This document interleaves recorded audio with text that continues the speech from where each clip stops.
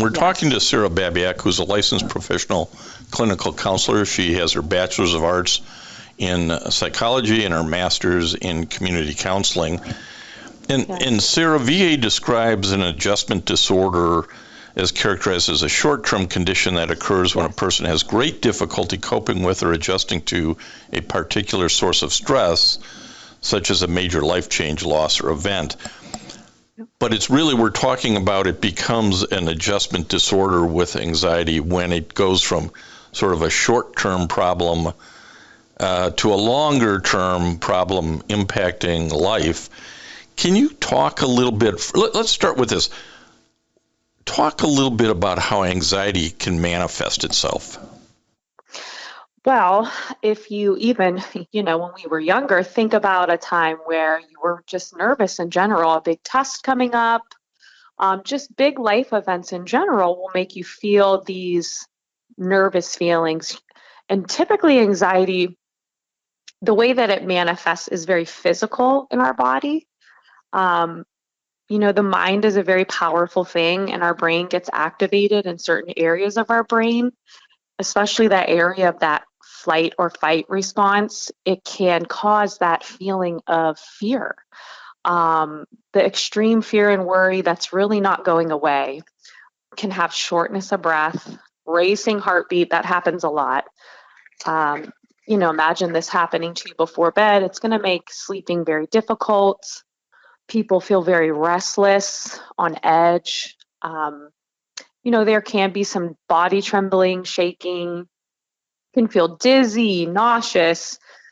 Your thinking can be clouded, and then your thinking can also become very negative. You're thinking of the worst case scenario. You're thinking, there's no way out of this, and you start to panic.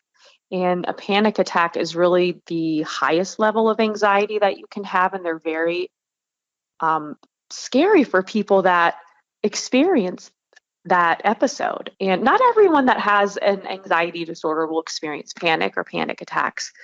But when your anxiety is becoming so extreme, you can eventually develop something called panic disorder. And that can become extremely life-changing and very inhibiting with your overall functioning. But it just feels bad. Your body feels bad. So, you may want to avoid leaving your home. You may want to avoid certain situations socially because you just don't want to have those feelings, and you don't want people to witness you having those feelings. So it is something that can really be, people just kind of lose hope, I think, and they feel like this is my new normal, and they don't really understand how to get help. But it is very physical. So it will. That's what makes it hard. Anxiety, which again kind of is a mental thing, will end up impacting work, sleep, relationships. Kind of impacts everything, doesn't it? Yes, it does. It does. And honestly, especially with men, grown-up men, think about being edgy and being, just feeling unsettled, feeling worried, feeling, if you went through a big life change, or you're going into the service, you're being discharged from the service, you're used to, such a regimented routine way of life. And now you kind of have this autonomy, and that can be very unsettling. So I feel like a lot of men get very angry and very easily irritated. They may seem more explosive at certain times. And especially, around your loved ones, they're going to notice a change, but, it will impact your relationships. It will impact the way that you interact with every person in your life. So it is something that is, I don't love the word disability, but it can become disabling. Is there a temporal element to this when it becomes sort of a adjustment disorder with anxiety? Is this doesn't last a weekend, it lasts a year, or what? Yeah, where does that fall off? Well, an adjustment disorder is a different type of anxiety or a response to a big life change. And when you're a clinician, you look at it like this is an understandable, and we validate this person's response. Like, you're going through a big life change, someone you love passed away, you witnessed things in more it makes sense that this is a struggle for you, but it's more typically during that time frame that it's happening. Maybe a child moves schools, and maybe a child's going through a divorce. During that early stage of those big changes is really where you can see that anxiety. It makes sense, right? We don't understand what's going to happen in our future.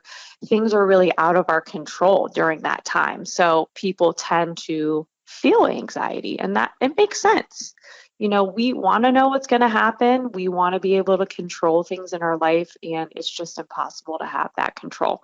So when it becomes more of a pervasive issue after those big changes might have settled, you've been in your new school for months at a time, your new family unit maybe is more established, that big change has come and gone a while ago. If you're still struggling, that's when we know this becomes more of a anxiety disorder that you should seek help for. So if I've transitioned out of the service and I'm dealing with it at the time I transition, it's one thing. But if it's years later, it's really a different kind of problem. It's still anxiety, but now maybe it's moved into that anxiety disorder phase is kind of how I'm reading this. Yes. Listen to this full episode and more on the Apple Podcasts app, Blog Talk Radio, Google Podcasts, or iHeartRadio. And now streaming on Amazon Music, Audible, and Spotify.